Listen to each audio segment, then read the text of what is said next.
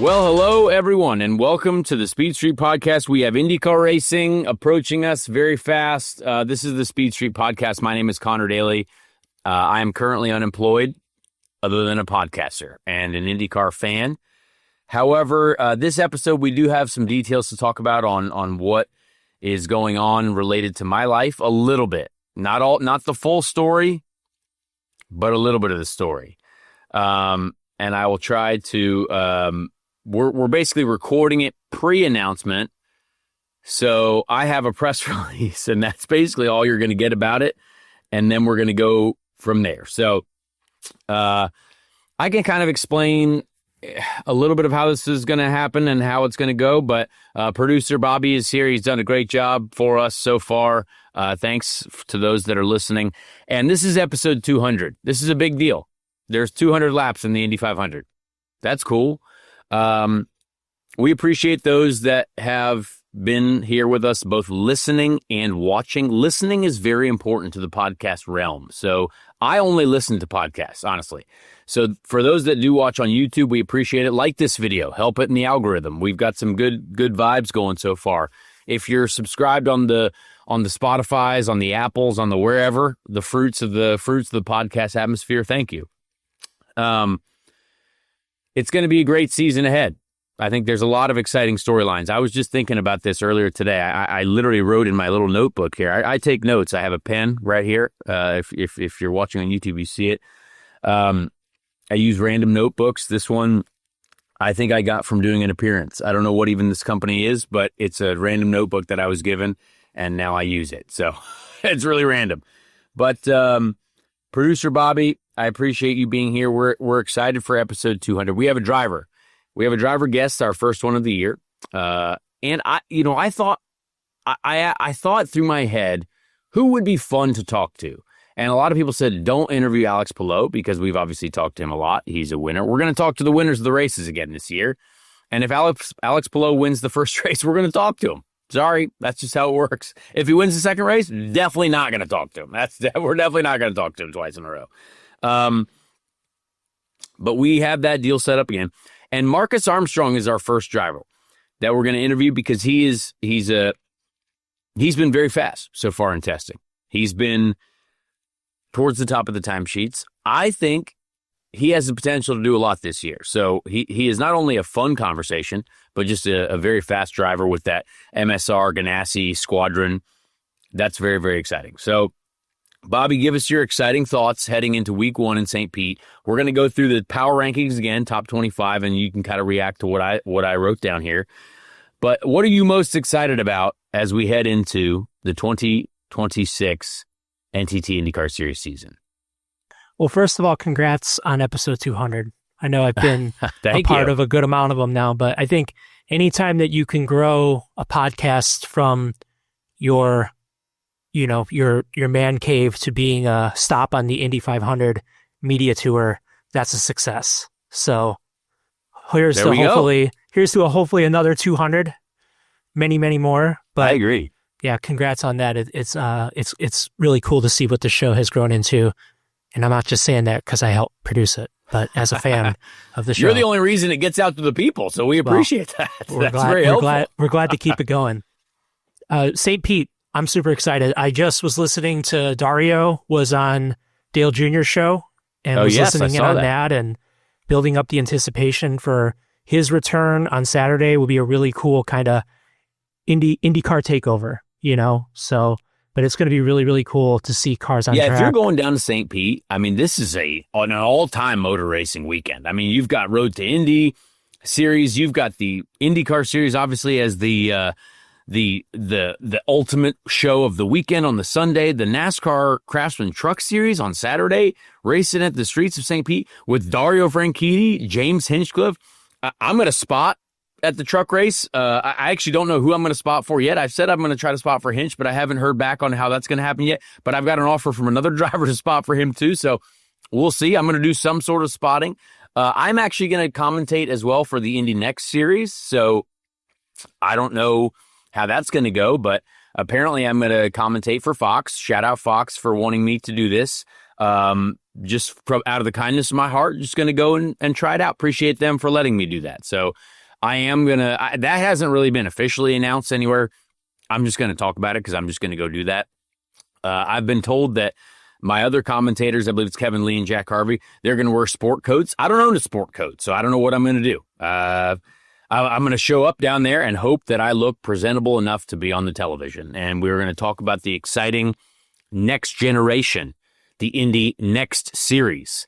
Very excited to do that for Fox and to work with them. So it's going to be a weekend just, packed full of racing awesomeness, and it's the perfect way to get the season going. So I'll let you continue, but I wanted to interject there and just say this is an all-time motor racing weekend. I'm definitely, not to be a boring IndyCar fan here, but I'm looking at the big three going into St. Pete being Ganassi, Andretti, and Penske. Ganassi, can Palou continue? Will he pick up where he left off? Was the off-season in the court case, is that going to shake up the continuity, or is he going to bounce right back to championship form? Andretti, what is Will Power going to look like? Can he take Andretti's supremacy on street courses and put it to good use and get on the podium right out of the gate? Be exciting to see what they gained in testing.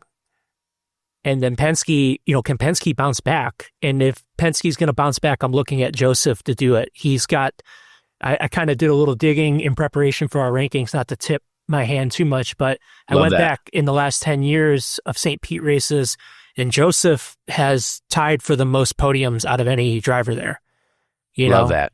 So if anyone for Penske, I think I'm looking at him to do it. So excited to see how the big three looks at the first race, and then obviously how the rest of the field is going to shake out. I think that's a fantastic story to follow. And I think people are going to be a little bit surprised about where Joseph is on my power rankings when we go through the 25 drivers that will be competing full time, at least for now. Who knows what will happen as we go throughout the year. But we'll get to that. So let's start real quick by talking a little bit about, a lot of people follow this show, thankfully, because they enjoy seeing me potentially in the IndyCar paddock and in the IndyCar series.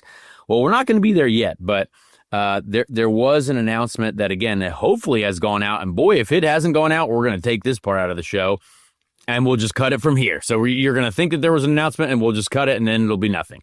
So my partners, obviously, ARCO and AMPM last year, we have basically how this worked is we had a solid amount of funding, but not as much funding as several other drivers did. So what I wanted to do is figure out a way. Well, I have these great partners. We don't want to see them go out of IndyCar, right? I like the IndyCar series, and there is still a potential for a future for me in the IndyCar series. So there's obviously, a lot of talk about the Indy 500. That has been something that I've worked on for a long time already as a backup plan. And so that I think will be more clarified in the coming weeks. But for now, AMPM and ARCO, we have decided to work with JHR, who I was with obviously last year and the year before a little bit. So they're going to be on the cars that I am not racing. That is, Stingray and Renus for several primaries. And again, this is not going to, I'm not going to lie. It makes me feel a little queasy. However, after talking with everyone at AMPM and ARCO, who I'm very, very proud to represent for and will continue to be a brand representative for them and anything that I do really in this year, their support has meant the world to me, and they have continued to stay faithful to me. I am very much, we approved this program, both me and my manager. We were like, hey, this is what we're going to do. This is what we're going to get behind. So I don't want anyone to get mad. This isn't like a sponsor stealing. This isn't a team stealing a sponsor from me. I am still involved as like a reserve driver and working with the team at JHR. Reserve driver, it doesn't really mean anything, honestly, but it is a title to be within the team. Obviously, if something happens, I'm going to be hopefully the one called upon. Obviously, I don't know if that's a guarantee, but gosh, I hope so.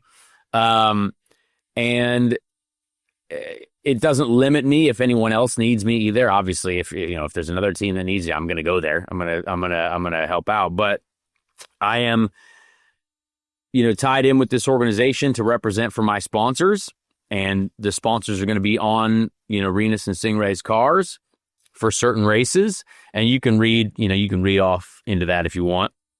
But it is a deal that, again, it's awkward. It's tough. Like, I'm going to be honest with you about that. And I wish I could be truly honest with you about the whole offseason, but that's maybe for 10 years from now. But right now I'm going to, stay, I'm going to be locked in to representing for AMPM and ARCO, and we're going to support them. And if you're a fan, we support them because they're supporting our sport. I think it's important that we retain sponsors of this magnitude in our sport, and we don't turn them away. So that's kind of what's going to go on. I'm going to be obviously in an official capacity in some way with the same team that I was with last year. And if I'm needed, I will be there. So yeah, that's that is an announcement of sorts for me. And there will be more as we go down the road. So what do you think, Bob? Well, obviously, I mean, as being a fan of you as a racer, aside from being a co-host, I'm always pulling for you. You're easy to root for, and you want your fan base wants more. Obviously, we want a guarantee of you being out there. More. Of course you do. But I think it says a lot about you, and I hope that the paddock takes notice that I feel like in every difficult situation that you've faced in your career, you've handled it with grace. And I think this is continuing to show that. Like, I think that JHR is lucky to have you, and lucky to have someone like you that, you didn't just take your toys and go play elsewhere. You wanted to make it work in any capacity you could. And this is, I think, shows a lot about your character. And like I said, I think they're lucky to have you in any capacity. So, I'm anxious to hear what driving plans you put together for the year, but I can certainly appreciate, you and your team handling this the way that you guys handled it, Now, let me tell you that a lot of people know that I'm very honest, and there are many things that I want to say, but I just kind of have to hold myself back on this. It's tough to. What I will say is a lot of this goes into what could, what 2027 and 2028 look like. This might be a year just of patience, where we just have to be patient. I am going to be racing some stuff at some point, right? And I hope as many IndyCar races as possible.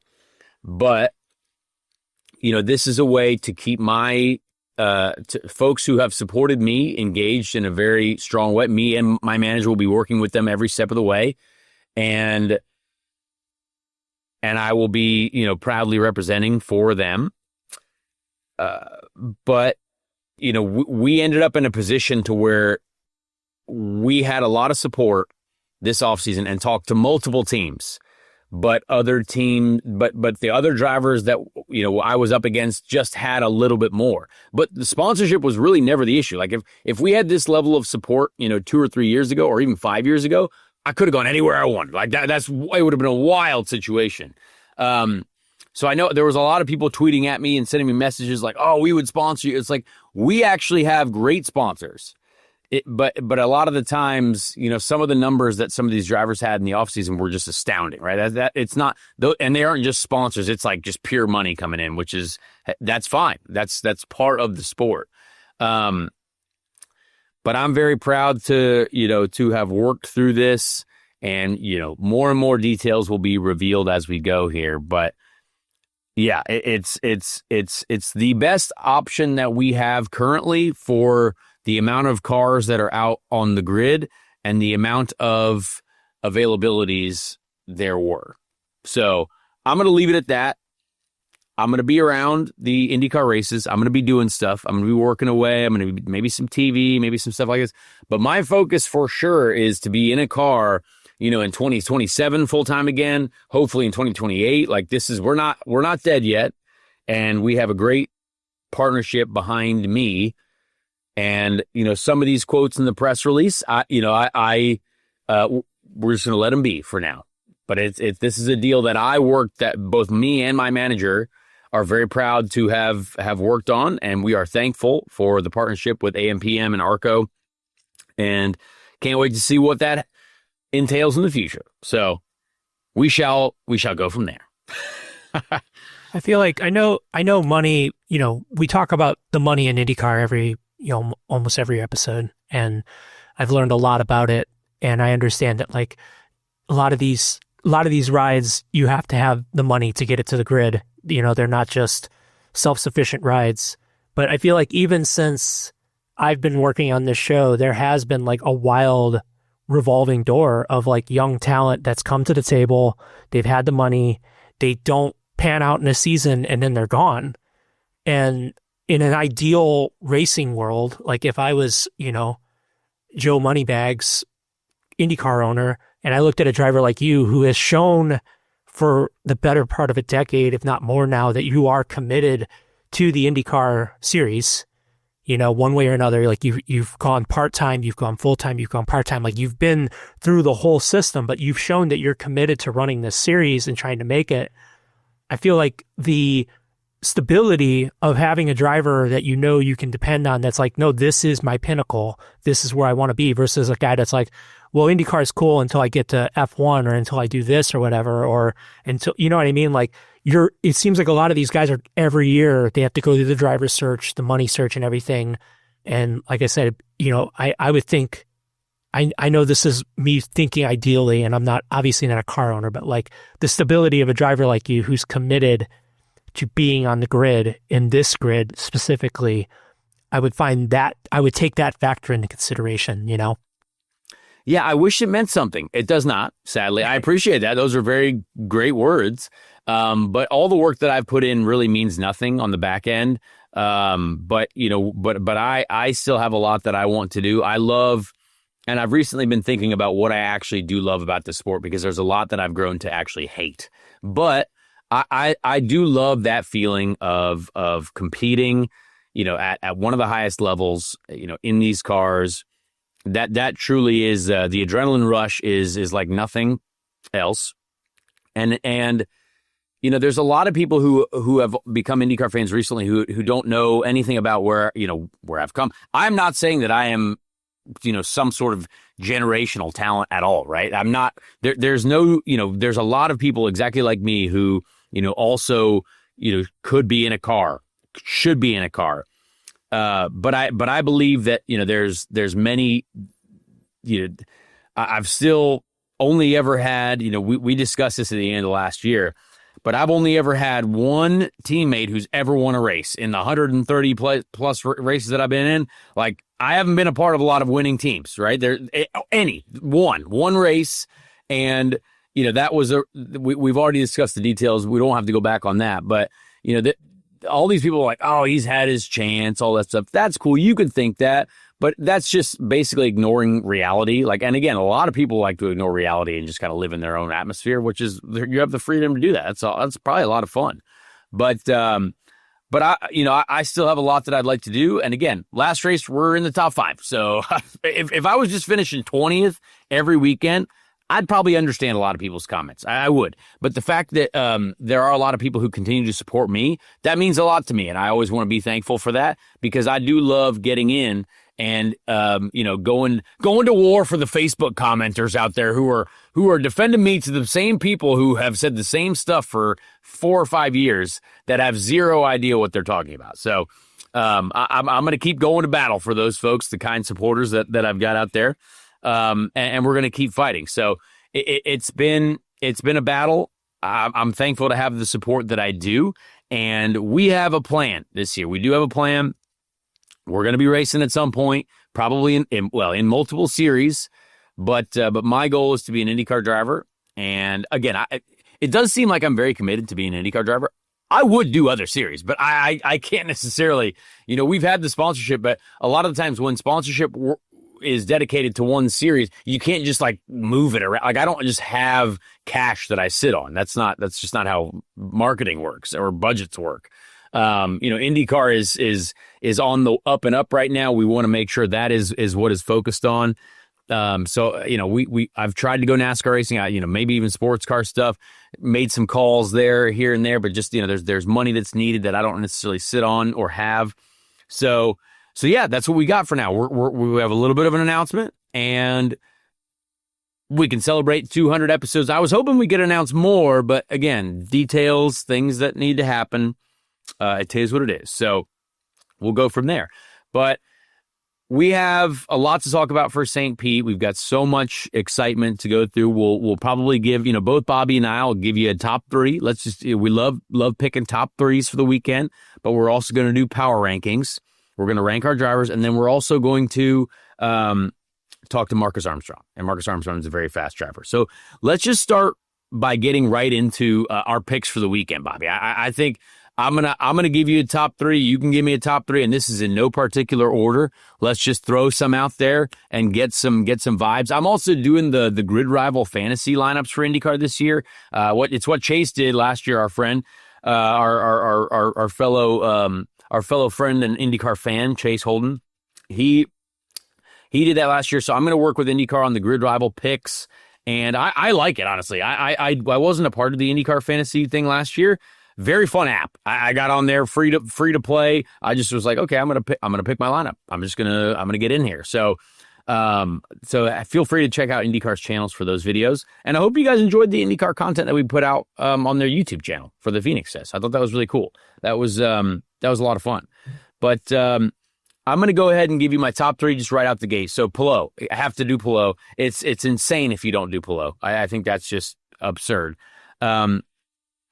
But another one that I'm going to go with is Will Power. I think Will Power, he's either going to start rough, something's going to happen, there's going to be some sort of miscue, or he's going to be really good. So I've got Palou, Will Power, and I'm going to go with Kyle Kirkwood as well. I think Kyle Kirkwood, king of the streets, right? He's been very good in testing. I think Kyle Kirkwood has even matured in this offseason. Kyle Kirkwood just looks like a more mature man now. He's like, hey, I'm a winner.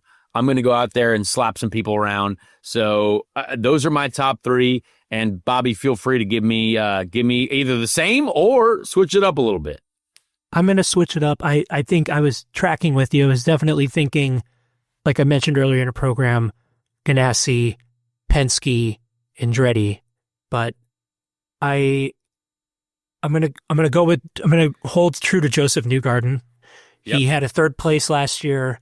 He obviously won it 2 years ago. We know how that all played out, but he's really good at St. Pete. Yes. So I think this is a good opportunity for Penske to bounce back as an organization. They went through a lot of change over the offseason. It's like, this is a statement. Let's get our guy back on the podium. Let's show 2026 like what we're made of. So I'm going to go with Joseph. I'm going to go with Pato. Love that. Pato. It's hard not to pick. I was doing my power rankings, and I was like, man, this field. So last year, you kind of had your DeFrancescos, Abel, Stingray. Didn't really know, okay, you got a couple. But this year's field just feels really, it just feels deep. Yeah. A little bit, two less cars, obviously. But, it's deep. So it was hard. It was hard to do power rankings and hard to pick the podium when you got so many people that could have a chance. It's a heavy lineup, and I'm taking into consideration the continuity. Like, I know we've had some ride shakeup, but a lot of guys are coming back to the same ride, and you've explained to us time and time again how valuable that is. Building up a program of being with the same guys. I have no idea what continuity is like. Sounds fun, but you've explained theoretical continuity to us and what value that hypothetically could hold. But I'm going to go with Pato. Pato has 3 podiums at St. Pete. He won, obviously, the year that Joseph was DQ'd, and he won the last street course race we had, which was at Toronto. So there you go. That's pretty good, And then absolutely. For Andretti, I want to say Kirkwood just because he won Long Beach and he won Detroit last year. But I want to go with Will Power. I'm really rooting for him. I really want this to work out. I think if he can come out swinging, that's going to be such an awesome storyline for the whole year. So I'm gonna agree with you there with Will. So I'm gonna go Joseph, Pato, Will Power. Strong. I mean, the Will Power thing is so exciting to follow. I'm very, very, very pumped to see how he does. And truck race wise, I know this is an IndyCar podcast, but we got to talk a little bit about the truck race. Can't wait to see Dario and Hinch. I don't know. I'd like to make a prediction. I think Hinch beats Dario. That's what I'm going to go with right now. I think Hinch is going to beat Dario. I don't know why, but I think Hinch. Let's just go with Hinch. I'm gonna pick Hinch. I think Dario's been a little bit on the sidelines for a little bit. Hinch has been racing sports cars. Dario did a little bit of the sports car racing that kind of low key. But I love the fact that Dario's back. I think that's going to be so much fun. It's and cool. Definitely watch that race. This whole weekend, you even got the Cup Series at COTA. I think that's going to be fun to watch. But that's those are my little race within a race picks. Hinch over Dario. Shout out that. I'm excited. I mean, Dario just ran the 24 Hours of Dubai. Yes. So he's fresh. He's been dabbling. Yeah, he's been dabbling. And listening to him talk, you can tell he still has that spark. And the things he's talking about, like what he's paying attention to and his attention to detail, it could give him an edge. I'm just saying, like, never count an old dog out, So absolutely. I'm definitely excited. Like I said, IndyCar takeover of the truck series was going to be really cool. Yeah, I agree. And there's there's so much to talk about on this 200th episode. And also, I would love to hear from you guys. If anyone wants to go in the YouTube comments or the Twitters and the Instagrams, whatever it is, Facebook, do send us a message about some of your favorite moments over the 200 episodes. Let us know. Still, one of my favorite interviews ever was Jaime Alguersuari. That was an awesome interview. That's a long time ago. And a lot of people have asked for a couple other interviews, and maybe just dive deep into the playlist a little bit. Dive deep and see maybe the person that you're requesting has already been interviewed. Maybe dabble a little bit. Check it out. But please let us know some of your favorite moments over the past 200. I think we're coming up on Marcus Armstrong here, and I don't know whether to get into our power rankings or not, but I'm just going to read through them. I think we can kind of go through this a little bit quicker because it doesn't need a deep dive. But this is my 2026 power rankings. If you were familiar with this show from last year, we did them at the beginning of the year and the end of the year. And I think we should do the same thing this year. So I'm obviously not a part of the season. Maybe I will be by the end of it. Who knows? But I'm going to go through 25 drivers. Obviously, we know there'll be 33 at Indy, or at least we hope. Gosh, no, there will be, I guarantee. They're not going to mess that one up. So I'm going to go 1 to 25. I'm going to rip through them, and then I'm going to go back to some moments that were hard. So, and Bobby, you can let me know what you think. So we obviously know number one's easy. Alex Palou, maybe the lawsuit and that he owes a lot of money now to McLaren has affected him. Probably not. I see Alex in the gym every day. The guy's still rock solid. I don't think anything's going to affect Alex Palou unless you literally banished him to an island and he could never get off of it. You know what I mean? I think that's probably the only thing that would affect him. Alex Palou, number one. I think Scott McLaughlin is my number two because he has his team. Their thirsty threes have been reshuffled a little bit. He's got a different engineer who I know, very smart guy. A lot of smart people on that crew. Will Power third, Pato fourth, Kyle Kirkwood fifth, Marcus Armstrong sixth, Joseph Newgarden seventh, Scott Dixon 8, David Malukas 9, Alex Rossi 10th, Christian Lundgaard, Felix Rosenquist, Christian Rasmussen, Rinus VK, Graham Rahal, Dennis Hauger, Marcus Ericsson, Santino Ferrucci, Louis Foster, Mick Schumacher 20th, Kiffin Simpson, Romain Grosjean, Nolan Siegel, Kyle Collette, and Stingray. Stingray is 25th. So a couple ones that stick out. I think Will Power, it's either going to be one or the other. I think Will Power is either going to start okay and be like right in the game, top 10, and then be very good at the end of the year, or he's just going to be championship contender right out the gate, and he's going to be on fire. I think he's just so strong. Pato is hard to say because I think we haven't quite seen that championship dominance from him yet. But McLaren is going to do those guys are higher. Those guys have hired more people than I think any other IndyCar team. I mean, they've got people on people on people. And information coming from F1 land, simulator world. They've got a new shop now. I mean, everything about McLaren is the highest of high levels. So he should have every opportunity to be a championship contender. Kyle Kirkwood is like a sneaky championship favorite. Kyle Kirkwood, I think, could win the championship, but he's like my underdog pick to win the championship. Marcus Armstrong, I think, is going to be so fast. We're going to talk to him in a little bit. I think he's going to be, I just think he's getting better. He's developing. He's still a young dude, which is crazy. And Joseph Newgarden being 7th, that's very hard for me because I think Joseph I had last year like 2nd. I think Joseph is going to be very good. He obviously won the last race, so he's not in a downslope. But that whole team, I'm sure, wants to rebound. They want to start off strong. And, maybe Joseph starts out winning the first 4 races. Who knows? Like, I don't know. Like, that could be, like, Joseph could do something like that. So having him 7th, I only did that because I was like, maybe there's still a rut. Until I see the rut fixed, let's just go with that. Alex Rossi being 10th, I think, was another one that is interesting. That team has put in ECR so much money, so much investment. They've hired a lot of people. They've got some people that I noticed at Phoenix. Okay, smart guy. They did not replace. Alex Rossi has a different engineer, which I think is a very smart move. I don't think that. Well, I have my own personal opinions about that, but I think that's a smart move. Now, I believe both race engineers there are now. I think that's a much better position for that team to be in, having been there, and it's so I think they could be very good. Christian Lundgaard as 11th. I mean, I don't know why I put him down there in 11th. I really don't. I think he's going to be very good, but there's so many other guys that you got to beat too first. And so let me see it. Let me see it this year. A couple others, Marcus Ericsson down in 17th for me. I even had Dennis Hauger in front of him because Dennis Hauger, I mean, that guy was insane last year. So again, prove me wrong. Maybe it'll be a tough season for that team. That team had a tough time getting going. I'm sure he's going to maybe like that team. DCR does have a relationship with the Andretti Autosport team or Andretti Global, whatever. I don't know what it is now, TWG. But he could be very good. Like low key, he could be very, very good. And we've all been sleeping on him a little bit, but he dominated last year. So I put him up there. And Marcus Ericsson needs to bounce back, right? Marcus is a great friend of mine, one of the best dudes in the paddock.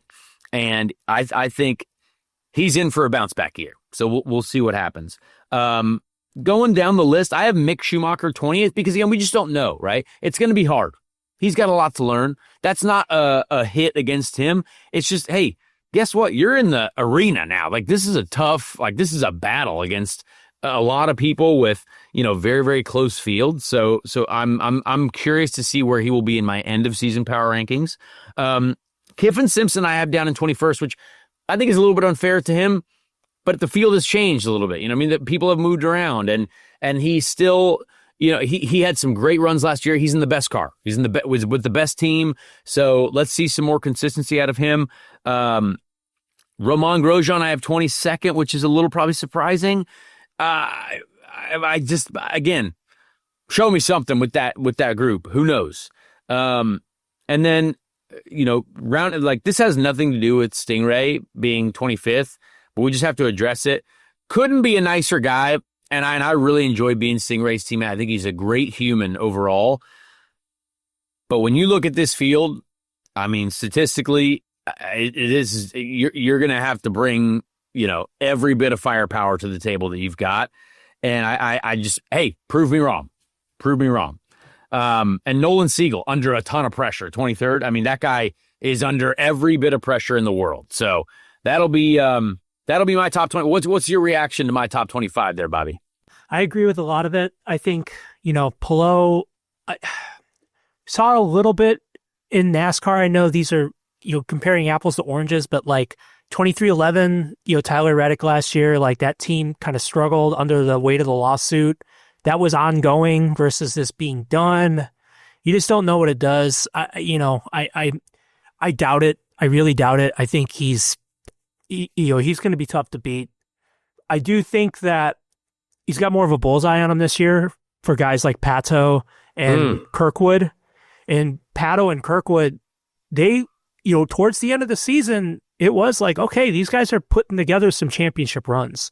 and they're starting to win more consistently. They're starting to like go through the reps of what it takes to be consistent on a week-to-week basis to win said championship. Obviously, the difference ended up being that, well, Alex won 8 races versus 2 and 3, and then Alex finished in the top 10 15 times, and the other guys didn't, so... The whole key to this year is just not letting Alex Palou go on a run. Like, that's it. Like, I think there were so many moments in IndyCar where these races can be close, one decision happens. But if you let Alex get like 3 or 4 wins in a row, I mean, sayonara. I think it's going to be super hard to compete. So I hope someone or multiple people take it to him. So we can come back to this after our interview. We're gonna get into an interview with Marcus Armstrong here in just 1 second. But those are our power rankings for now. We can wrap it up after the interview because I think this interview is going to be a lot of fun. But for now, let's get to the MSR racing driver, Meyer Shank racing driver, the number 66, Marcus Armstrong. At least I hope he's number 66. If not, we're going to figure that out. But yeah, Marcus Armstrong. Ladies and gentlemen, our first guest of the year. Very, very excited to have this driver for episode number 200. A big deal for our show. We hope that people enjoy it. We hope that people listen to it. We hope that people watch it. And if they don't, well, it's still going to be on the internet. So we appreciate that. Marcus Armstrong, you're here. You're very fast. You're very slender. You can do incredible planks. And excited for another season with Meyer Shank Racing. You've been very fast in all the tests so far. So how are you doing? How are we feeling? What an introduction, Connor. Wow. I don't know how I feel about that. The whole planking thing, it's... very impressive. The narrative is starting to spin out of control because I feel like that's what people are starting to know me for, which is a concern. I was on Fox in Dallas a couple of days ago or a week ago, and I don't know if you saw online, but they made me do a plank on TV. I did not see that, and I'm very mad that I didn't. Live TV, brother. 7:30 in the morning. And did you do it for 2 hours, or how long did you do it for?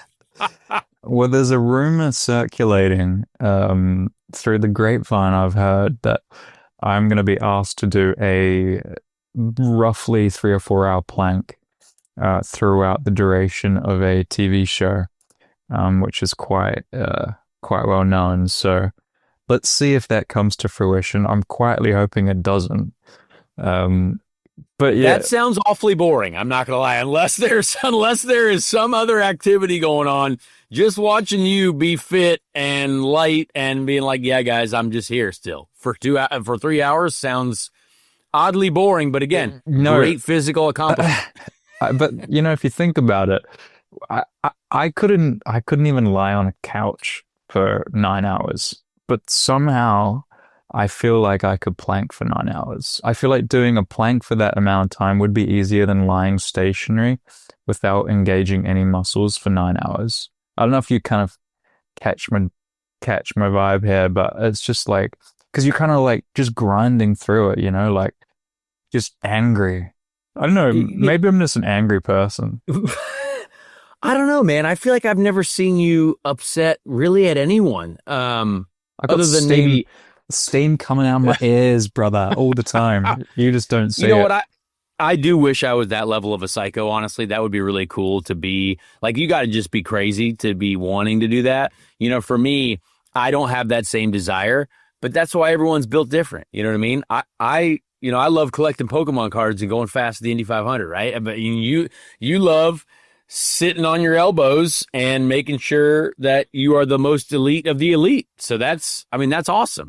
Good for you. Well, there's a lot of things I like. Not only that, I quite like, Guitar Hero. That's kind of cool. Really? World of Warcraft. I don't know if you've heard of World of Warcraft. There is no way you play World of Warcraft. Dude, my character. Not a chance. I got to level 72 in World of Warcraft as a kid. And my character's name was Jungora, and he was an orc. Wow. I loved World of Warcraft. There's a lot of things that you don't know about me, Connor. I'm also partial to a Pinot Noir, a red wine. Quite like my red wines. That I do know. That Well, I might have one tonight. Let's go. I'll see you downtown. Let's go. We actually missed. Just kidding. Race week focused. Yeah. Yeah. We totally no. In a parallel universe. Let's just say the story is hypothetical, but it's not.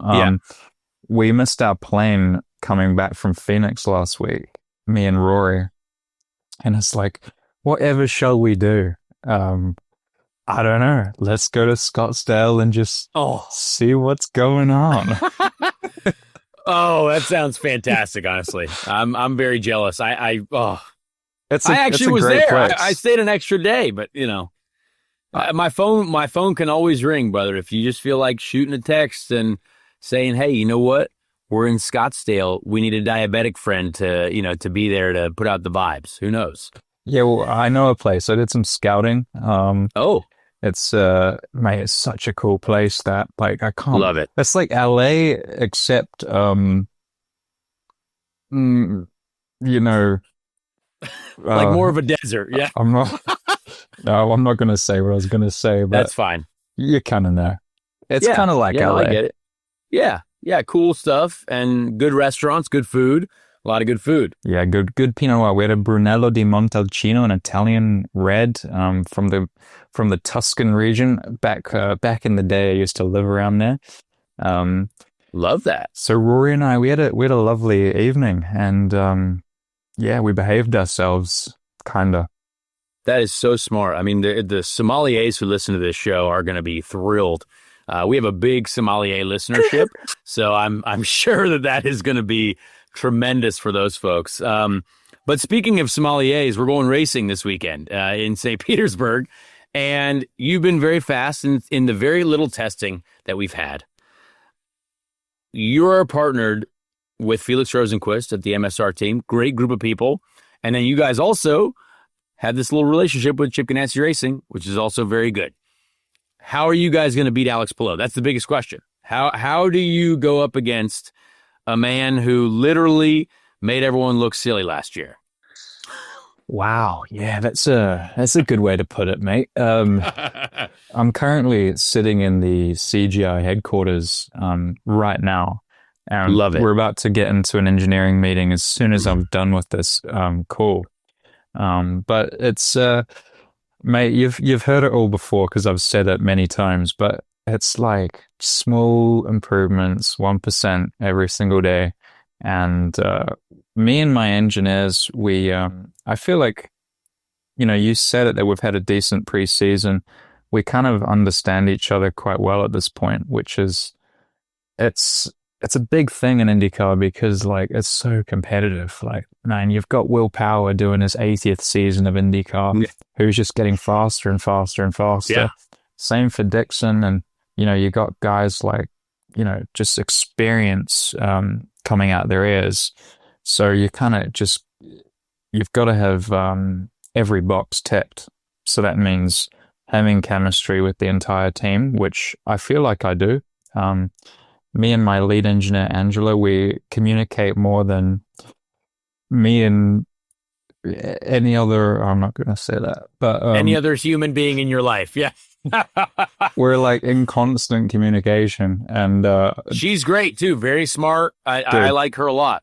She knows everything, and now she's got that racer IQ as well because we just are in constant communication. You know how engineers, it's tricky to properly describe the feeling that you have in a race car, and then as well the feeling you have when you're in a race and how the race should be raced. There's just a level of communication that you struggle to have with an engineer, but you can have with another driver, if that makes sense.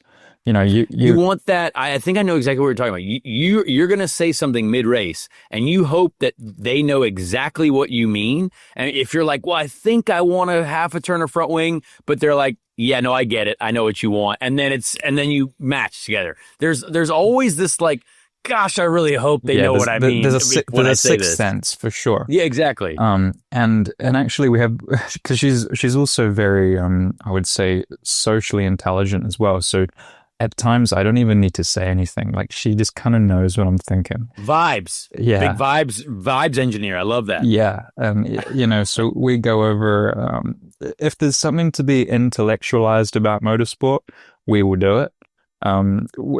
Which can come, there's positives and then there's negatives with that as well, because you've also got to just drive the race car, right? You've got to drive it as fast as it goes. But we understand. We were joking about it yesterday. I mean, if there's something about the history of St. Pete that we don't know, be surprised. Just because we've gone through it so much. But it's also fun, we're enjoying that preparation.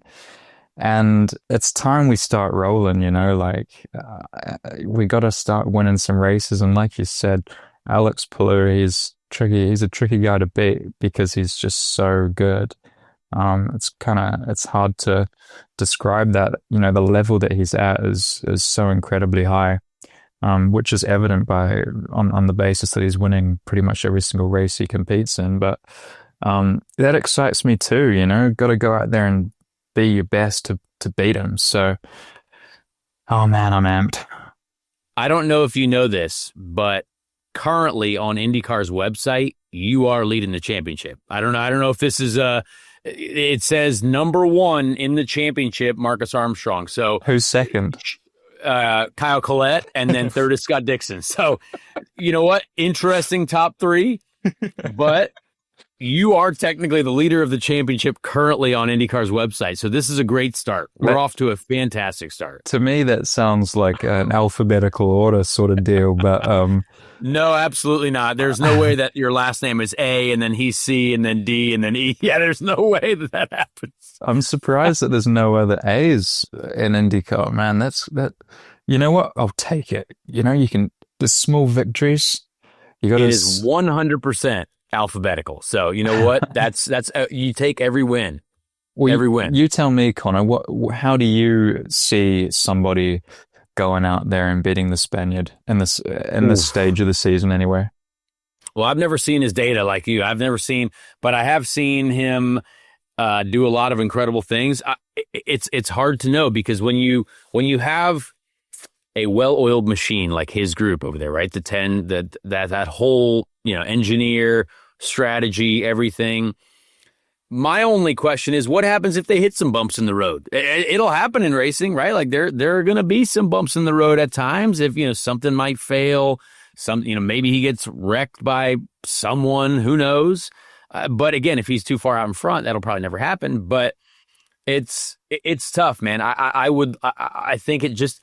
Everyone has to be dialed in at the highest possible level. And if someone else, but here's the thing, everyone, I believe at this level is very smart. And if they do find that next level of communication with their engineer, or maybe Will Power needed a new environment and now him and his engineer are going to be an absolute power team. You know what I mean? Maybe you guys over the offseason did all your research because you guys have a ton of information to be like, I know what we can do to beat Alex. Who knows? That's why motorsport is exciting every year. Yeah, I mean, it's going to be exciting to see how Will goes in Andretti. Yes. Like, as a racing fan, I'm excited to see that. And he's also just, like, the funniest guy in the world. I was pissing myself laughing at this YouTube video that IndyCar put out yesterday. It was where we had to guess the track. I don't know if you've seen that. Where we're like, I did not watch it yet, but I'm sure it's fantastic. We're blind. With blindfolds, yeah. Dude, man, I was roaring laughing at Will Power. He's hilarious. I don't know. How do you think he's going to go in Andretti? So his engineer was my engineer, my first Indy 500 when I drove. Well, not my first Indy 500, but when I drove for Andretti in 2019. One of the smartest guys I've ever known in my life. And I think him with Will Power, I think it's a dangerous combination. Now, I could be proven wrong, but that engineer with that driver, I think it's, again, you have to execute pit stops. You got to do all the things. But I think they are set up to be very, very good. Very good. Mm-hmm. I don't know if they're going to beat you, but I think they have a good chance at being towards the top. Yeah. No, that's cool. It's also sad to see Colton not there, to be fair. Like, it is. Yes. Isn't it weird? I feel like it's just been like we're missing an element. Because Colton is also a great vibes dude. He's a good dude. Yeah. Like a good hang. Oh, yeah. And I just feel like I'm missing him. Yeah, I mean, so do I, and it's quite bizarre that he's gone to F2 really with high Oh, tech.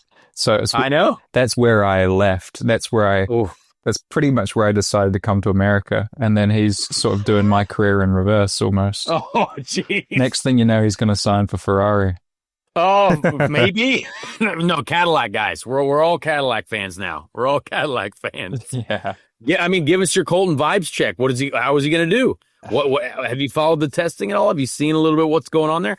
I have followed it very closely because again, I'm a fan. So I'm locked in on test results even though they don't matter at all. But you've been in F2 somewhat recently. So give us your vibe check on Colton. What's he going to be? How's he going to do? F2 testing is quite different to here in America because they put as much fuel in the car as they can normally. So we're like, if we're doing a race run in Bahrain, which is already slippery enough, they'll put 110 kilos of fuel in, which is like brimmed, and you'll be hacking around like 3 seconds slower than you otherwise would on like a 40 kilo fuel load or whatever. And the tire will just disintegrate in 7 laps. So like with testing, you kind of like, you don't exactly know where you are because some teams they'll put 80 kilos in, other teams full, so that sounds like sports car racing. Just always dude, fuel load controlled. Everyone's just sandbagging in Europe in testing. And then quali runs as well, like they say, low fuel, but in reality it's at least 40 kilos of fuel for a 3-lap run, so you don't exactly know where you are. That's why F2 testing is a bit like, who knows? Grandma used to be, back in the day, man, we'd fuel up so much for these short runs. I remember F3 2019, man. We were like, why though?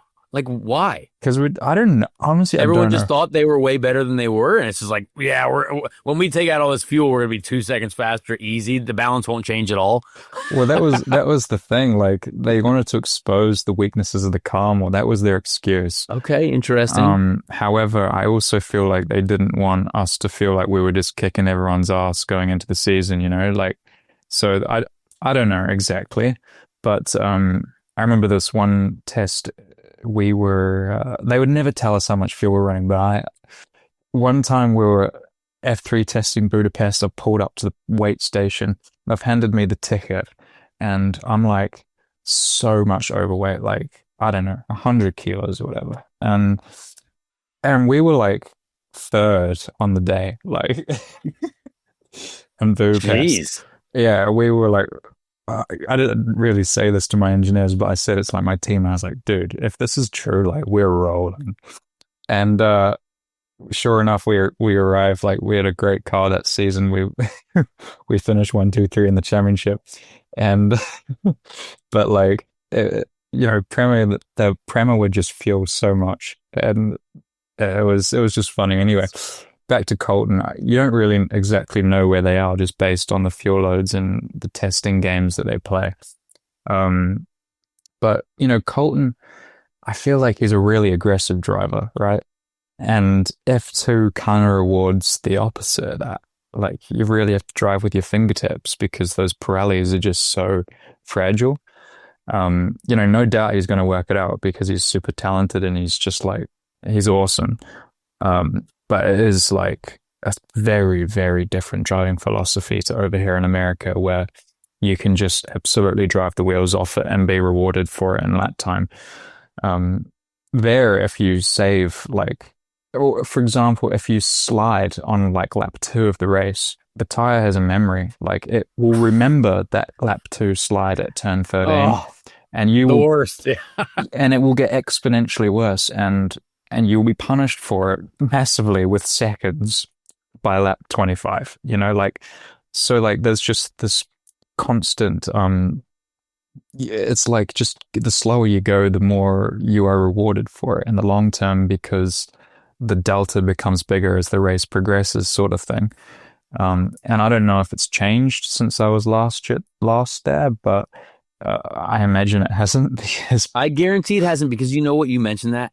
I 10 years, over 10 years ago now in GP3 and GP2. It was the same thing for me. I guarantee, even recently in IndyCar, those slides that you talk about that you then feel for the rest of your stint, I thought for years in IndyCar, I was like, oh no, if I slide in a race stint, I'm going to be crucified. And then like race after race, I'm like, no, hang on.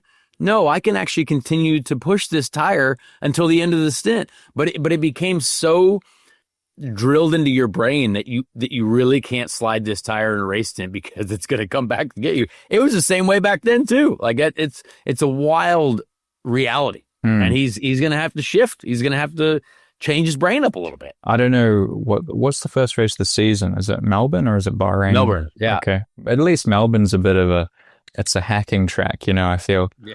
Whereas Bahrain, mate, like far out, like it's that's a tough one. Man, I watched that race with Felix last year just for a laugh. One of my F2 races and it was just like get to the corner, brake, turn, drive off, and it was like, but it looks like we were on a warm-up lap, But it was just like trying to minimize the slip that you put into the tire. The good thing is you learn so much about that side of the sport, about tire management, which isn't actually, it's not super relevant for America, but like you learn so much. And like I said, it exposes every single weakness in the car because from a balanced tendency, if your car is a little, if you want to look after the rear tire, you can't just make the car super understeery because the front will just disintegrate. So you need to have a well-balanced car, and you need to be very good at trying to work with your engineers to find that balance. So you do learn a lot. Yeah, I guess I'm rambling. Give us a championship prediction. Give us a Colton championship prediction. Let's get right out there and get into it. Top 5 in the championship? Top 3 in the championship? Hang on. It's going to be tough. Let me waste a bit of time here. If I want to see, I want to see who's on the grid this year because I feel I don't know anyone. To be fair, that means I'm old. I don't really know. But you know what? I'm gonna say I'm hoping top 5 in the championship. That's my hope. Okay. I think he's gonna make us very proud. Yeah. So he knows that I love him, but I'm gonna say I think Rafa Kamara will win the championship. He's a Brazilian. Okay. I don't know if you know this kid, but he's a Ferrari driver, and I think that he's pretty good from what I've heard. As well, he's an Invicta, and he's come through that ladder. I think Invicta is quite strong at the moment. Okay. And then we got Colton. I would say top 5. Okay. But that's good. I think it's going to take a couple of race weekends just to figure it out. It'd be like Kamara trying to come to America, it would take... Well, like Mick coming to America. It's going to be hard, brother. It's going to be tough for these first few. I mean, have you spoken to Mick at all, or? So I only got to interview him once in Phoenix for the IndyCar's YouTube channel. Seemed like a nice guy. I don't know him at all, but he seemed cool. I asked him to be on the podcast sometime. I don't know if he'll do it, but he seems like a nice guy. And I'm sure his life has probably just been an absurd, just wild with the amount of people that just try to talk to him for other reasons, than himself, which is crazy. You know what I mean? Yeah, we spent a lot of time together in the Ferrari days because he was in the academy with me. And, that's right. Those were cool days. We did a lot of media training together, him and I. Oh boy. Yeah. So we would do these interviews, and I don't know if I told you about this, but the media, I don't think so. The teacher would try and rattle us, would get us really angry, and they'd do their research. It was bizarre. They would come out with these things that made us really angry. And then tell us when you got detention in school and you didn't actually hit that kid, but No. Stuff like, you and Schwartzman crashed at turn 3 at Red Bull Ring, but it was blatantly your fault. I've even heard so. And then stuff like this. What do you have to say about it? And And then they would try and like get us to attack each other in these interviews, and then we'd go into this room and would watch it all together. And far out, mate, it was so funny just to hear everyone just talking shit about each other in these media training sessions. Sounds awesome, honestly. Oh, it was brilliant. But Mick and I, we used to be, I would say, not being cocky, but we were the two like athletic ones in the academy. And so we would always be like competing against each other in all of the training camps and stuff. And planking and stuff, yeah. Yeah, I remember one time he faked an injury. You'll have to bring this up with him.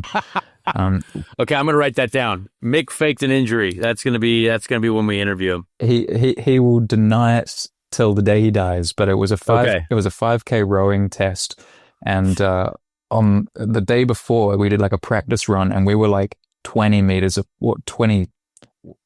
Very, very close. It was a 20-minute rowing test, but it was like 5K, and we were like 20 meters apart.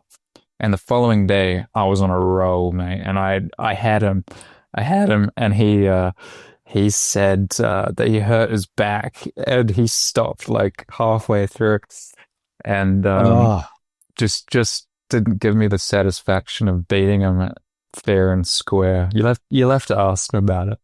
I will. I don't know if he's comfortable. I don't think he knows who I am at all. So I don't know if he's comfortable with the way I like to, get into the conversation. But I'm sure we'll interact as we go through May and through this year. But it's I'm excited to see how he does. I mean, big story. Who of the rookie class do you think is going to be? I mean, you think Dennis? You think Mick? I mean, who's going to be? Who's going to be the rookie dog? It's a pretty good rookie field because I rate Kaio very highly. Okay. Kaio and the only name I didn't mention. Yeah. Kaio is awesome. He's also like one of my best buds. Like we would. Oh, no way. We would go have sparkling waters out in London together all the time back in the day. And sparkling waters, mate. Yeah. Nothing more than a sparkling water. I promise. Absolutely. With a little lime. The crazy thing is, man, he's very quiet, and you wouldn't think so, but mate, he's got the biggest personality in the world. Once you get a couple of sparkling waters into him, love that. You'll really like him. Actually, he's definitely one of your, got your type of personality. Good, but he's probably just going to take some time to open up. I think he's pretty quick as well. Like, he probably hasn't had the easiest career path in Europe. He wasn't always with the best team, but he always was sort of outperforming, his material. And then Dennis is obviously very good as well. Like, he clearly dominated Indy Next last year, didn't he? And, yep. He's, I think he's pretty good. Honestly, I don't know who's going to be stronger because I feel like all three of them are very experienced. It'll be a good rookie battle. I think it'll be like very good, like one to actually follow. Sometimes it's like, the rookie battle's up, and there's some questions and some like wild differences, but this one I think is going to be really good. We need to have like some sort of competition outside the track as well, like between the rookies. I don't know. Pickleball, maybe? Or maybe just in general, but how IndyCar, the NFL do like the Pro Bowl. Yes. And they do like bench press competition and like all these random things. Flag football, all kind. Yeah. Yep. We need IndyCar to do this. I like that idea a lot. Like a random other sports and maybe like not even go-karts. Like let's just do the amount of other random sports that drivers can compete in and just to see overall athleticism. Or we can go like rent some cars, get some Nissan Qashqais around, and we'll just hack around, mate. Like the Freedom 500 with Cletus McFarland. We'll go down there in the old police cars and we'll just get on the oval and let it ride. I love that idea. We've got to bring it up at the next board meeting, all right? Absolutely. With Fox too. I think Fox will televise it. That'll be on FS2. Yeah. that'll be midnight FS2 programming is us. Who do you reckon would win the bench press competition? But normalized to weight. So like the weight is like the weight on the bar. So not like just Joseph Newgarden, because I feel he's going to win, obviously. No. So not just like pure weight that you can put on the bar, but like normalized to your actual weight. So like, let's say if I'm 20% lighter than Graham Rahal, then you know what I mean. Yes. Like, who's got that dog in him? Who's going to find a couple extra reps with I don't know, man. Joseph's such a physical psycho that I feel like he's going to just dominate anyone in that stuff. I reckon Sting Bob could probably smash out some weight on him. Really? I reckon I never really thought that. He can swing a golf club like a son of a gun, though. I'll tell you that. He'll drive a ball further than I've ever seen in my life. So maybe he's got some juice in there. Renus is quite strong as well. Yep, absolutely. Well, his wife could beat the crap out of him, so he's got to be strong. He's got to be strong. Is that the secret? Got to keep up. Is that the secret to being strong? It's just to feel emasculated in your home life, so you're like forced to have a dangerous wife. Yeah, have a dangerous wife. I think I love it. I respect that. Some athleticism in the household. Yeah, I mean, we. Who do you think would win? Who would be the bench winner? Oh, the bench winner would. Yeah. Santino. In the power to weight ratio. You think Santino? I don't know. He's the guy who I feel like would do a bunch of like illegal drugs to get his muscles jacked up, and then actually can't. I don't know. I feel like I feel like he'd find a way to like cheat, or he'd write a different number with a pen on the side of the barbell and just be like, dude, that's what it says. I don't know. Could be. Fast driver, though. Fast driver. With respect. Oh, I'm not saying he's a cheater. Yep. I'm just saying he's smart, isn't he? He's got savvy. Yeah. Savvy. That's the word. Yeah. Yeah, that's the word. Well, I don't want to take too much of your time, but I do want to let producer Bobby get in here because he's a very smart man with an incredibly long beard. So he's got to have a good question for you, Marcus, before we let you go into the St. Pete race week. Marcus, I was looking at your career in IndyCar thus far, and you have top fives at basically every type of course you guys go to. So looking ahead to 2026, what is going to be your philosophy for putting all the different types of courses you guys go to week to have like a consistent run over the year? Because we know you're a short oval guy now too. We saw that on the internet. I didn't like that. I didn't podium like in Iowa. I'm not sure I enjoyed reading that as the headline on socials. I think that was just like a stupid comment that I said. I said a lot of stupid stuff in that interview, but that was the thing they decided to plaster on the front. Consistency is clearly the aim of the game, isn't it? Especially if you want to beat Pillar. But then again, like we were kind of consistent last year, but consistently average. Like, come on, we need to go and get those peaks. I said it once or twice before, but kind of want to go and win some races. You know, I want to go get some champagne. So, do you guys? You don't really do the champagne thing over here, do you?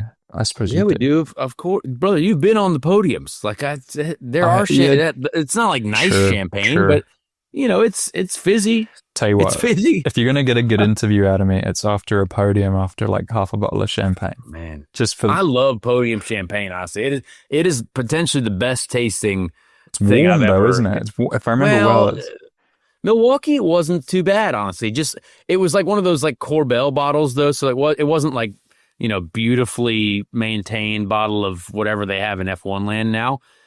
But boy, it was sparkly and it was delicious, I will say. It's also fun to share the podium with both of my podiums I've shared with Dixon Scott. And oh man, mate, that guy parties. He parties hard. And then you go to the press conference and you try and keep it real PG and professional, you know, with him. But you know, you can't help but have a laugh. Anyway, consistency, yeah.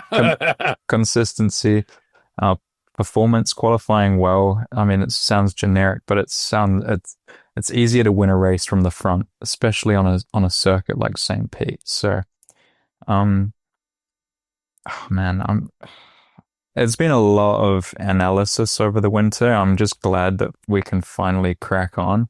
It's also a long season, like it's a very long season this year, and there's a lot of races sort of back to back. So consistency, having momentum, not having any burnout, because, you know, when you get to a certain part of the year, it's like you've been working so hard consistently. Just trying to maintain that level of intensity through the entire season is important. And because, you know, you sort of get to your Mid-Ohios and your Road Americas and all that, and that's sort of when Palou's been strong in the past, is sort of in that middle phase when it's easy to stop working as hard. We can't do that. We got to keep it going. We got to keep it rolling. So, yeah, I don't know what more I can say, really. Just got to go drive the wheels off it. Got to get that dub. That's all right. Well, I think, honestly, it's going to be fun to watch. You guys, and you know, the MSR squad has done a great job, and they've got such a great relationship with Honda as well. You guys it looks like as though there's going to be an added charter there with MSR and Honda, which I think will be cool to see who they go with, first of all, driver-wise for that, but also just in addition to the series. So I think it's going to be a good year for you guys. I think it's going to be Ganassi and MSR fighting at the front. I think it'll be up to everyone else to try to dethrone you guys, because it's been your guys' game to essentially, you know, be beaten at. So we'll see what happens. Well, maybe Alex Palou's game, but you know, it's got to happen. We got to get that first win. What's the first win celebration going to be like? Where are we going, and what are we doing? I'm thinking we charter a plane. Am I invited? Dude, I'd like to go. Mate, I'm unemployed, so you don't have to fight against me. I was actually going to employ you as my social advisor. Love that. Social, is that the right? I'm cheap. Right? Yeah. Or yeah, social advisor is quite good for you. Anyway, I was thinking we charter a plane from wherever we are to Vegas. We got to bring your dad too, by the way. You got to bring your dad. He'll great guy. Yeah, he'll chop her over from New Zealand. Yeah. Love that. He'll dinner's on rec. Thank God. Yeah. Thank God. Oh man, that was so funny in LA. We'll keep that story private. Yep. Anyway, I was thinking we charter a plane. We go from wherever we are to Vegas, and love that. We go. I mean, whatever the prize money payout is, we put it all on red. Also love that. Yep. And completely smart, because I think it's only $15,000. So I mean, I think that, you know, not terrible if you lose it, but it could be better. If we win, then that. I think we'll it depends on what your contract split is. I don't know how your contract works, but you know, usually it's 50% in my contracts. Anyway, I just think we'll just charter the plane. We'll get to Vegas. We'll just do what we do, and yep, sparkling water. You got it, man. And Caesar maybe a little salad. Pinot Noir. Let's get a little excited about it. Pinot Noirs, who knows? Well, Marcus Armstrong, this is exactly what I wanted for the 200th episode. I think this has been a fantastic conversation. Good luck in St. Pete. I will be there, and we might have made an announcement on this show. I will not be racing, but I will be there in some capacity, and I will be watching for maybe your first win. All right. Well, just before we end, I just want to let you know, you can get the latest version of World of Warcraft, and we can play together. So there's a new one coming out. Me and Felix, he's a big World of Warcraft guy too. I could see that. I could see that. You can be the trio, although you have to start at level 0. That's the only thing. So I was never a WoW guy. I was never a World of Warcraft guy, but yeah, I mean, I got a lot more time on my hands now. So maybe I get into it. A whole new world is about to open up for you, my man. Yeah. So I watch a lot of Tim the Tap Man, and he dabbles in some WoW every now and then. So I'm gonna maybe have to study up. All right. Well, I just want to let you know that. So it's gonna be a fun season, bro. Heck yeah. I can't wait. I can't wait to be out there at some point with you and some racetrack. But until then, I will be a fan. All right, sweet as, bro. What an awesome interview with Marcus Armstrong. Maybe he's not your cup of tea, but I think he's a great personality. I think he has a tremendous way of saying things. I think he's hilarious as well, but also so talented. And the way I loved his talk about communicating with his engineer, and it's just one level deeper on the life of a race car driver, I would think. So I hope you folks enjoyed it as much as I did. We'll see. We'll let the comment section decide, but he's an interesting human, Marcus. Very interesting human. And I think he should, if he's not your cup of tea, you should look into it, because I think he's a great personality. He's a great driver, and will have a shot this year at winning races, I believe. So we'll see what happens. So yeah, this is obviously episode 200. It's a longer one because we finally got to interview a driver. Once again, we're going to have the winner, hopefully, of the St. Petersburg, the Grand Prix of St. Petersburg, which you can watch at 12 p.m. Eastern on Fox. Guess what, folks? Fox. As I think I might have mentioned, and if I haven't, I'll be on the Indy next broadcast, so I'm gonna do that. I mentioned that earlier because I don't know what I'm gonna wear, but I think that's on FS. I don't know if it's probably on FS2, FS1, maybe. I'm not sure. I'll figure that out. One of the Fox Sports networks. But really excited to do that.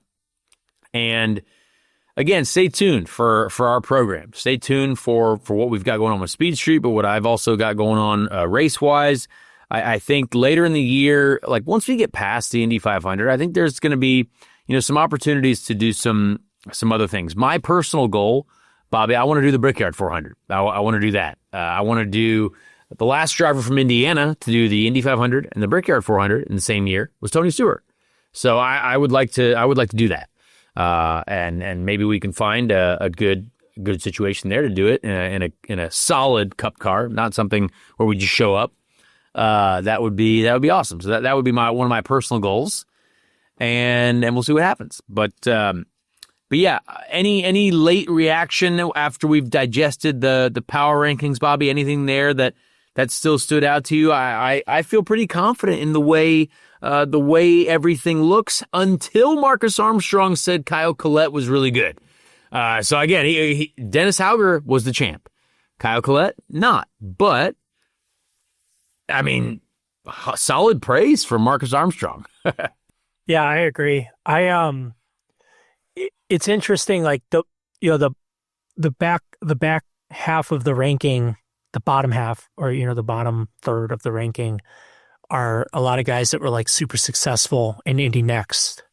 Yes. So that just shows you how stout, like you were, speaking to what you were saying earlier, like how stout the IndyCar field is this year. Like when guys that were like dominant in Indy Next or like very successful, they're now starting at the bottom of the ladder and trying to fight their way up, even to be in like the top 20 is pretty incredible. So, I'm excited to see how. It's always cool to see how the next class will fare when they get to the big league.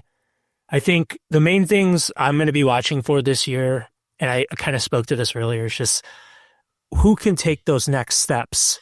So yes, Tim Pato and Kyle Kirkwood, can they take that next step to become championship contenders and kind of carve out a space alongside Palou? And then will guys like Marcus Armstrong, who we just talked to, Felix, everybody that's kind of hanging in the back half of the top 10, can they take a step and become top 5 drivers? So it's going to be interesting to see, who can make the best of having consistent rides, and, we'll see if there's any major shakeups. But I think, it's pretty hard to imagine it's going to be drastically different than last year with Palou and just the powerhouse they've established, the resources they have. But I'm here for surprises. I'd like to see it. I agree. We also, since it's the first, this is the pre-first race show, we got to predict championship winner, and we got to predict Indy 500 winner too. Let's do that. I think that's going to be fun. I'll go first, Bobby. I'll let you think about it for a second. But Alex Palou is on a run. However, I said this, and this is I'm a gambler. I like a little bit of a gamble. I like to take a chance. And I am going to say, and I think I might have mentioned this on my first episode or second episode this year, I'm taking Will Power to win the championship. I believe in that relationship with his engineer. I believe that team, after getting I believe they hired Ron Brzezinski from Penske. I believe they've made the right calls when it comes to hirings in the off season, and I believe that Will Power is going to do it. Now, again, that's not to discredit Kyle Kirkwood or Marcus Ericsson. I just think that at the end of the day, Will Power is Will Power, and if that team gets him what he needs, he's going to be really good. So I'll let you give your championship prediction before then we go Indy 500 prediction. I feel like we might need to have a Speed Street asterisk when it comes to picks for Alex Palou. Kind of like that era of NBA where LeBron was so dominant, but he wasn't winning MVP. And it's like, well, there's like LeBron and then there's the rest. So I think for the time being, like, yes, it's probably going to be Alex Palou. I think it would be cool to be somebody else. I think for the sake of making this interesting, I want to pick outside of that. There you go. I'm kind of looking at Pato, honestly. I was really impressed with the run that they put together in the latter half of the year. And I think, confidence is everything. I think placing second in a championship and kind of like starting to understand the mechanics of what that looks like, as long as McLaren doesn't totally crater for some reason, I think Pato's an incredibly well-rounded driver. He's good on every type of track. He's got wins on every type of track. He's like inches away from winning Indy, you know? So I think that's what it takes to win a championship. The rest of it, you just have to put a perfect race car and a perfect strategy on the track. But like guys going toe to toe, I feel like Palou and Pato are both incredibly well-rounded drivers, and they can win and be competitive on every type of track. That's what it takes to be a champion in IndyCar, Absolutely. You can't have those. We saw a couple times last year where McLaren showed up and, I remember out qualifying Pato at Mid-Ohio, right? Like we're like 13th and 14th. And again, everyone thinks I'm not a road course, whatever it is. That was a decent day for us. But when you see McLaren, you're like, oh, shoot, those guys probably should have been, a little bit higher. I don't know where we were, but I remember we'd out-qualify Pato, and I'm like, Pato basically can't have any of those days. He can't have any of those days where, there were a couple races where all of a sudden it's just like, dang, like just tough day for Pato and the McLaren group. So eliminating the amount of tough days that you have, and that's all it's about. But that could be, maybe it's Pato's year. Maybe McLaren have hired the right people. They've done all the research. They've got the most expensive stuff and time to execute. All right, Indy 500 prediction. Let's do a quick Indy 500 prediction. I am going to go other than myself because I believe that I will have a shot to win the race should I get the opportunity to do that. And I believe I will be in the race. But let's go with other than me. I felt so strongly about Scott McLaughlin there before, and he had his crash, before qualifying, and then his crash on the pace lap. I don't know. I think Scott is so good, and he's a great person too. I do believe it'll be a Chevy driver. I do believe that last year Palou just had it. I don't think that you're going to see Penske far away from the front. Honestly, it's going to be really hard to argue with Joseph Newgarden. I think Joseph Newgarden is going to be right at the front once again. Him and his engineer know exactly what they need there. And gosh, Luke, his engineer, is one of my favorite people. And just knowing how well they work together, I think that's going to be very good. So I think, and I don't want to say this, other than me, I think Joseph will be a 3-time Indy 500 champion. I think Joseph will win. And again, that personally is not what I want to happen. But I'm just going off of rebound season, Penske speed at the track last year. I just believe that those guys have a way of bouncing back. I agree. I'm excited to see, what ride you're going to put together. I do think you have like an understanding of what it takes to win that race. And I think that a few things gone differently last year, you would have been like at the end, like, I know we talked about that on our Indy. So like, to me, being an outsider, like that seems like that's such a huge hurdle, is like understanding what it takes to win a race of that magnitude. A lot of guys, I don't think even have that understanding. So I'm excited to see what you have to announce to us later in the year. I have to agree with you with Joseph. I think Joseph not being at the end of the race last year played a major role in, not taking anything away from Alex, but like, remember Joseph was coming. Through all the adversity, he was still coming through. Obviously we didn't get a chance to see what Scott looked like in race trim, which is a factor to play. David Malukas finished second in this race last year. Hard to ignore David Malukas. Now he's in a Penske car. So he was in a Penske car last year too, but technically, yeah. Okay. Just a different color. Yeah. You're right. Yeah. So I think, I feel like Pato is so due too, but just in order to mix things up, I'm going to go, and I want to go differently than you. I think I'm going to go with Scotty Mack. Okay. He's got tremendous qualifying power. I think he knows how to put together a complete race. He's just had things not go right. I think this is the year that they put it all together. Strong pick. And again, I was tempted, but again, we've seen some rough goes from that camp. So we'll see what happens, see how it transpires. All right, folks, I think with that, we will get to a fantastic segment that we all love and appreciate, and that we may learn something from. But this is the Ricky Treadway Random Indy 500 Driver of the Week. The greatest event of its kind has never been run on. Let's meet the drivers. Who will make up the field?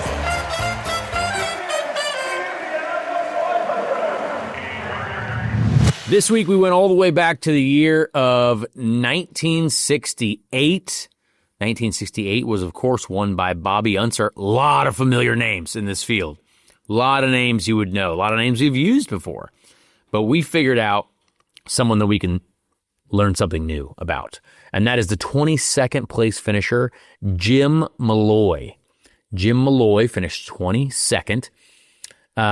Let's see, Malloy, let's go to his American race car driver, born in Columbus, Nebraska. Malloy's family moved to Englewood, Colorado, where he attended grade school and high school. A lot more racing history than normal here, thankfully, because I think we're in the 60s, so at least some of the Wikipedia can figure it out. Let's read about his death in 1972. Sadly, Malloy signed on to drive for Gerhard Racing Team and one of the very fast 1972 Eagles during the month of May. Malloy and the new Eagle was among the fastest cars. During the practice session on May 14th, he was attempting to break the 200-mile-an-hour speed barrier, which other Indy drivers were trying to do at the time, when his car mysteriously cut sharply to the right and crashed head-on to the outside retaining wall, confining Turn 3 at about 186 miles an hour. Malloy died in the hospital 4 days after being pulled from his destroyed car. That's very sad. Succumbed to his injuries. Brutal. Another victim of the Indianapolis Motor Speedway. Very sad. Fatal practice crash. But he had 1968, 69, 70, 71, and 72. He actually, in 71, it said he did not qualify one car, but did qualify another car. So I don't know what that's all about. But yeah, I'm sure you could have multiple cars that you could pull together. Some interesting, Malloy attempted to race in the 1966 Daytona 500, but only managed a 21st place finish in his qualifying race and failed to make the field. So, fun fact. Anything else, Bobby, on him? Yeah, Jim, just reading about him, this was kind of, his backstory is kind of the typical path that a lot of drivers were taking from short track racing to Indy at this time. Bentley Warren, who I know we've talked about on this show before, these guys were going from super modifieds into sprint cars and then right up to championship cars, which is really cool. And Jim, he was racing in a series out west called Camera, which was like a Canadian-American super modified series. And that's actually where the Sneva brothers came from. Oh, wow. Okay, nice. Love and it. They race like a lot of Western Canada, Western United States, like Idaho, places like that. And he was actually a two-time champion before he came to the Midwest and started running sprint cars, which elevated him to Indianapolis. So it's pretty cool to see, you find these guys that were kind of following that path. Obviously, we don't have that path anymore really to get to IndyCar, but there was a time when a lot of guys were coming from super modifieds and sprint cars and getting right up to champ cars. Absolutely. Yeah. Well, we learned something new about Jim Malloy, RIP. All right, folks. Well, hey, IndyCar is racing this weekend. We've got IndyCar motor racing to watch. And guess what? No more complaining about how dead the early schedule is. We've got another race right after it. And guess what? Bang, another race right after it. So we're going to be fully locked in. I'm going to be down in St. Pete. I guess if I did mention that, but I will be at all the first 3 races at least, doing some duties, doing some things down there, and out in Phoenix and Arlington. Arlington I can't miss just because it's a brand new race, and I think there's some business to be done there. So yeah, enjoy it. Please be a friend, tell a friend about this show. Follow us, like the videos, like the podcast, rate it, review it, whatever you want to do to it. And we will see you next week on Speed Street.